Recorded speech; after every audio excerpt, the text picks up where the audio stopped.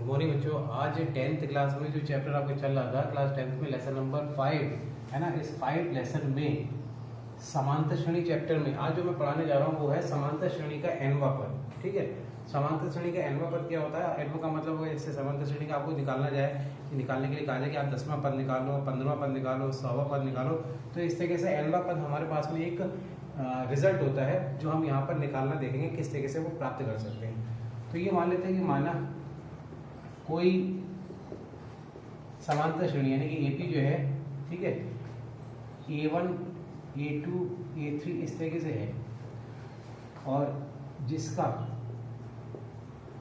पहला पद जो है, पहला पद हम मान लेते हैं कितना है A, तथा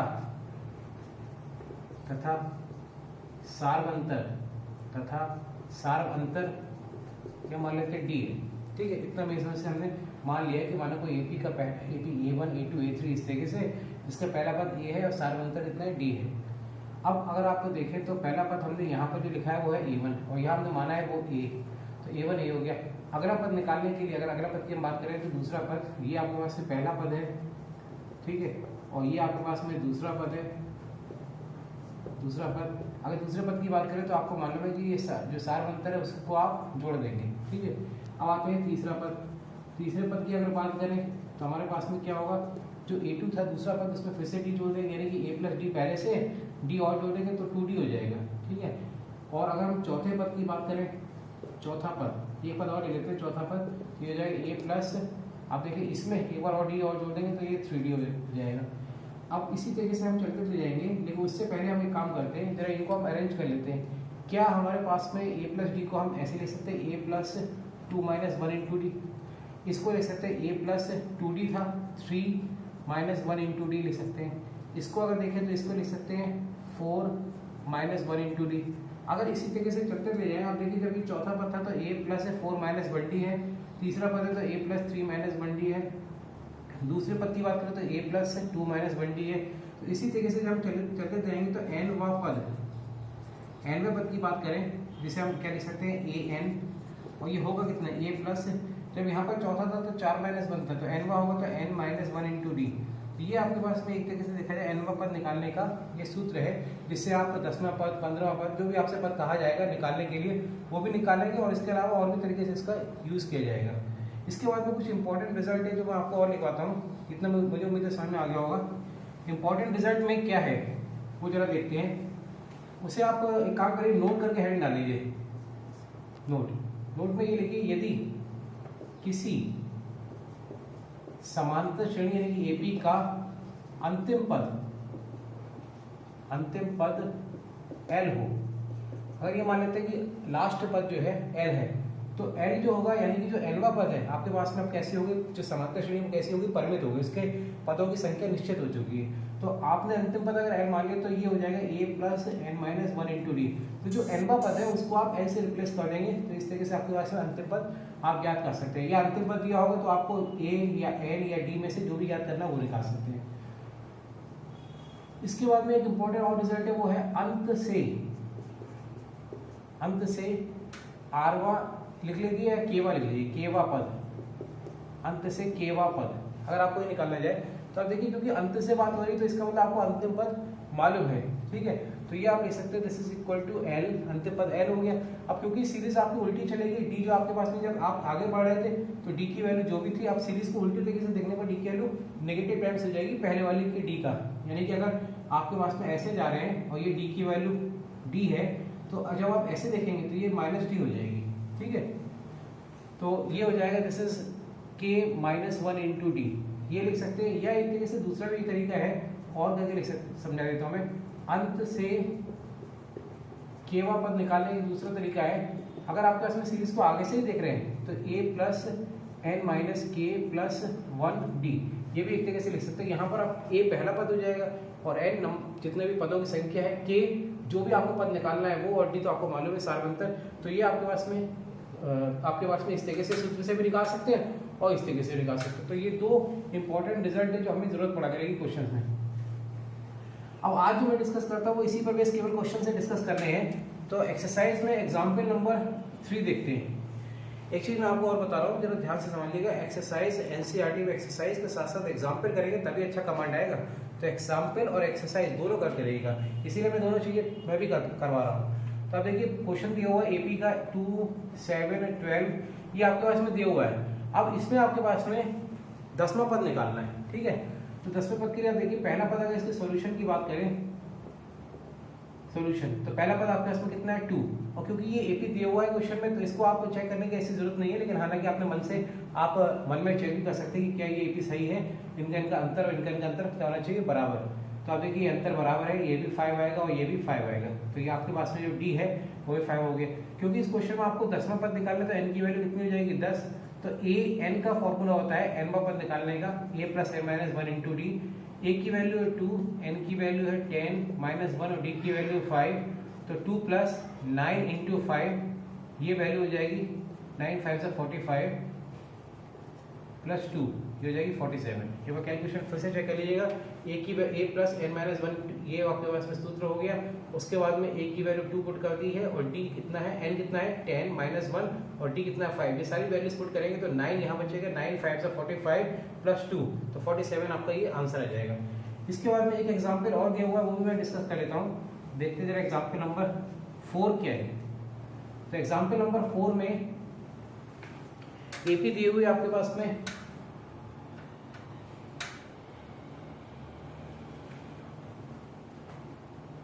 21, 18, 15 इस तरह से दी हुई है। ये पूछ रहा है इस सीरीज का कौन सा पद 81 होगा। तो इसके सॉल्यूशन की बात करें तो इसमें पहले बात तो ये एक चीज पूछी जा रही है कि इस सीरीज का कौन सा पद माइनस का 81 होगा। दूसरी चीज ये पूछ रहा है क्या इस सीरीज में कोई पद शून्य है। तो पहले इस चीज को सॉल्व करते हैं। तो देखिए हमारे पास में जो सीरीज दी हुई है उसका पहला पद कितना है 21 और डी आप देखें तो इनका डिफरेंस भी -3 आ रहा है, इसका डिफरेंस भी -3, ये फिक्स है, ये भी है। अब आपके पास में ये पूछ रहे हैं कि कौन सा पद ये है, तो आप मान लेते हैं कि माना nवां पद माइनस के 81 है। तो आपके पास में सूत्र होता है कि an is equal to A plus N minus 1 into D. अच्छा इंप्रेशन पड़ता है जब हम ये और लिख देते हैं, हम जानते हैं, तो इसीलिए कोशिश करा करें जब कोई सूत्र वगैरह इस्तेमाल करें तो लिख दिया करें हम जानते हैं। तो ये वैल्यू हो जाएगी माइनस का 81, दिस इज 21 प्लस एन की वैल्यू n माइनस 1 और डी की वैल्यू माइनस का 3। इसे सॉल्व कर लेते हैं, -81 21 माइनस का 3n हो जाएगा प्लस का 3 हो जाएगा। तो -81 इज इक्वल टू 21 और 3 24 माइनस 3n, तो ये -81 माइनस का 2n 24 हो जाएगा माइनस का 3n, तो ये हो जाएगा माइनस का 105 इज इक्वल टू माइनस का 3n। तो n की वैल्यू इस तरीके से आप माइनस का 105 अपॉन माइनस का 3 माइनस माइनस कट जाएगा और 3 3 जा 9 और 3 5 जा 15 35, n की वैल्यू 35 आ रही है। तो ये तो आपके पास में फर्स्ट पार्ट आपका सॉल्व हो गया, जिसमें कहा गया था कि n की वैल्यू यानी कौन सा पद माइनस 81 होगा। तो आप लिख सकते हैं कि अतः 35वां पद माइनस का 81 होगा। अगले पार्ट में उन्होंने पूछा कि क्या इस सीरीज में कोई पद जो है शून्य है। तो आप देखिए मैं यहीं पर इसे कर लेता हूँ, क्योंकि आपके पास में हम मान लेते हैं कि माना nवां पद इसमें शून्य है, तो आपके पास में सूत्र वही लगा रहे हैं, a प्लस nवां पद होता है a plus n minus 1 into D. तो nवां पद का मतलब हो जाएगा आपके पास में अब शून्य, a की वैल्यू आपके पास में 21 है और n माइनस 1, डी की वैल्यू -3। यहाँ पर मैं करने वाला एक चीज आपको समझा रहा हूँ, अगर इस इक्वेशन से n की वैल्यू आपके पास में पूर्णांक की संख्या प्राप्त हो रही है और वो भी कैसी धनात्मक, तो आपके पास में आप कह सकते हैं सीरीज का nवां पद संभव है कि 0 है, ठीक है।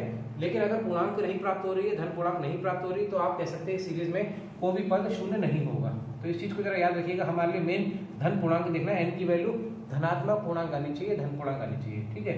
तो 21 माइनस का 3 प्लस 3 हो जाएगा और ये हो जाएगा 24 माइनस का 3n, इसको इधर ट्रांसफर करेंगे तो 24 n की वैल्यू हो जाएगी 24/3 कट जाएगा 8। तो इस तरीके से n की वैल्यlaw आपके पास में 8 आ जाएगी। तो आप देखिए क्योंकि ये धनात्मक पूर्णांक आ चुकी है, तो आप लिख सकते हैं कि अतः जो आपके पास में सीरीज दी हुई थी, तो 8वां पद शून्य होगा। ये आप इस तरीके से अपना आंसर लिख देंगे और ये आपका आंसर कंप्लीट हो जाएगा, ठीक है। एक और एग्जाम्पल में, इसके बाद में जो एग्जाम्पल आपके बुक में दिए हुए हैं यानी कि 5, 6, 7 और 8, वो सारे इसी कंसेप्ट पर बेस दिए हुए हैं, जिसको आप ट्राई कर सकते हैं। आगे के क्वेश्चंस के लिए हम देखते हैं जरा किस तरीके से दिया हुआ है, उसमें थोड़ा सा वर्ड प्रॉब्लम है, तो मैं एक बार क्वेश्चन आपके सामने रीड कर देता हूँ। ये देख सकते हैं आप क्वेश्चन, 1000 रुपए की एक धनराशि 8% वार्षिक साधारण ब्याज पर निवेश की जाती है और प्रत्येक वर्ष के अंत में ब्याज की परिकलन कीजिए कि क्या ये ब्याज एक एपी बनाते हैं, और यदि ऐसा है तो इस तथ्य का प्रयोग करते हुए 30 वर्षों के अंत में ब्याज की परिकलन या परिकलित कीजिए। तो एग्जाम्पल जो 9 दिया हुआ है उसमें आपके पास में 1000 रुपए की धनराशि थी जिसका निवेश किया जा रहा है। जैसे आप जैसे बैंक में पैसे जमा करते हैं तो आपके पास में प्रारंभिक जो धनराशि है, ठीक है, यानी जिसे आप मूलधन कह सकते हैं, अगर आप सीधी भाषा में बात करें तो मूलधन कितना है 1000 रुपए, ये आपके पास में 1000 रुपए मूलधन हो गया। अब इसी को सही से लिख लेते हैं 1000 रुपए। अब जो दर दी हुई है ब्याज की दर वो दी हुई है 8% वार्षिक, ये आपके पास में ब्याज की दर दी हुई है। हमारे पास में एक सूत्र होता था जो हमने पीछे 8th में या 7th में पढ़ा है कि आपको ब्याज निकालने का, ये साधारण ब्याज निकालने का तरीका होता है साधारण ब्याज इज इक्वल टू, क्योंकि क्वेश्चन में भी कहा गया साधारण ब्याज की परिकल्पना करनी है, तो साधारण ब्याज जो हो जाएगा वो हो जाएगा मूलधन गुणा दर गुणा समय बटे होता है 100। तो मूलधन देखिए कितना 1000 रुपए है, दर कितनी 8% है, समय की बात करें तो पहले वर्ष के लिए, पहले वर्ष के अंत में ब्याज की अगर बात करें तो पहले वर्ष के लिए आपका ब्याज 1000 इंटू 100 इंटू 1 हो जाएगा फॉर्मूले में अपॉन 100। तो इस तरीके से कितना आ जाएगा कि 80 रुपये आ जाएगा। 2 0 से 2 0 काट देंगे आप देखिए, और 8 की 10 से गुणा करके 80 हो जाएगा। दूसरे वर्ष के अंत में ब्याज की बात करें तो आपके पास में फॉर्मूला यही है, दर भी आपके पास में ये है, समय बस 2 वर्ष हो गया, काट देंगे तो ये आ जाएगा 160 रुपये। तीसरे इसी प्रकार तीसरे का निकालते हैं, तीसरे वर्ष का ब्याज अंत में ब्याज 1000 इंटू 8 इंटू 3 बटे 100, 2 0 2 0 काट देंगे, 8 के 24 और ये हो जाएगा रुपये 240। अब आप देखिए और भी निकाल सकते हैं इस तरीके से, ठीक है, लेकिन हमारे पास में एपी चेक करने के लिए कम से कम 3 आंकड़े होने चाहिए, तो 3 आंकड़े प्राप्त हो चुके, पहला, दूसरा और तीसरा। तो आप देखते हैं कि आप जो आपके पास में ब्याज आ रहा है, ब्याज वो वर्षवार निम्न है। क्या है देखिए, पहला है 80, फिर है 160, फिर है 240, ये इस तरीके से। अब अगर इनका अंतर देखें, मैं इधर कर देता हूँ, इनका अंतर देखें तो ये आप देखिए 180 में से 160 में से 80 माइनस करेंगे तो आ जाएगा 80, फिर 240 में से 160 माइनस करेंगे तो ये भी आ जाएगा 80। तो इस तरीके से क्योंकि अंतर बराबर है तो इसलिए आप कह सकते हैं ये दी गई श्रेणी समांतर श्रेणी है। अब आगे आपको क्या ज्ञात करना है, तो पहला वाला पार्ट तो ये हो गया कि क्या ये ब्याज एक एपी बनाते हैं, तो आप लिख सकते हैं कि हाँ ब्याज एपी बनाते हैं। तो पहला तो ये चीज हो गया। इसके बाद में उन्होंने कहा कि आपको 30 वर्ष में के अंत में कितना ब्याज हो जाएगा, तो 30 वर्ष के अंत के लिए आप एक काम कर सकते हैं, इस तरीके से भी निकाल सकते हैं, और वरना फॉर्मूला अगर यूज करें तो 30 वर्ष के अंत में ब्याज, देखिए मैं फॉर्मूले का यूज करके करूंगा, a plus N minus 1 into D formula होता था। एक की जगह प्रारंभिक ब्याज कितना मिला था 80 रुपये पहला ब्याज था। उसके बाद में अब अगर बात करते हैं n की वैल्यू कितनी हो जाती है 30 माइनस 1, और d की वैल्यू कितनी है हमारे पास में 80। तो ये देखिए 80 प्लस ये हो जाएगा 30 माइनस 1 29 इंटू 80, यहाँ से आप 80 अगर कॉमन ले लें तो 1 प्लस 29, तो ये हो जाएगा 80 इंटू 30, तो 2400 रुपये का ब्याज मिल जाएगा आपको। तो इस तरीके से आपके पास में पूछा गया था कि 30 वर्ष के अंत में कितना ब्याज मिल जाएगा, तो ये 2400 हो जाएगा, ठीक है। तो इसको आप अलग इस फॉर्मूले से भी वेरीफाई कर सकते हैं। अगर आपको जांच करने के लिए कहा जाए तो जांच आप इस तरीके से कर सकते थे कि 1000 मूलधन हो गया, गुणा दर है आपके इसमें 8 और समय हो गया 30 वर्ष बटे 100, 2 0 से 2 0 काट देंगे, 8 के 2400 रुपये यहाँ पर भी आना है। तो ये आप जांच करके देख भी सकते हैं। तो एक्सरसाइज अभी स्टार्ट करने से पहले ये एग्जाम्पल आप करके रख लीजिएगा, जितने भी एग्जाम्पल हैं। तो कुछ एग्जाम्पल मैंने डिस्कस कर लिए, बाकी एग्जाम्पल इजी हैं वो आप करिएगा। नेक्स्ट टर्न पे हम लोग एक्सरसाइज डिस्कस करेंगे। आज के लिए इतने रह देते हैं, थैंक यू।